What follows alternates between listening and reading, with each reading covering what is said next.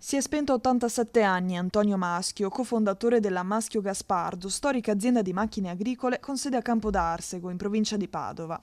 Con i fratelli Egidio e Giorgio aveva dato vita a una delle realtà industriali più significative della meccanizzazione agricola veneta. Nel 1998 fondò poi l'azienda Mascar, con sede a Grumolo della Badessa, in provincia di Vicenza, specializzata in macchine agricole per la Fienagione e la Semina. Corale, il cordoglio arrivato da tutto il Veneto. Il presidente della regione, Alberto Stefani, ha ricordato Maschio come non solo un grande capitano d'industria, ma anche un testimone del progresso sociale ed economico del Veneto nel secondo dopoguerra. Una persona che ha fatto la storia del nostro comune perché assieme ai fratelli Egidio e Giorgio hanno fondato quello che oggi è un'azienda a livello mondiale, quindi credo sia stato un imprenditore illuminato e una gran bella persona. Io tra l'altro ho avuto anche l'onore di conoscerlo a livello professionale e personale, e quindi è un uomo sicuramente di grande spessore. Credo che ci siano tante persone qui a Campodarsio, ripeto, che ci sono e che ci sono state, che hanno fatto la storia del nostro territorio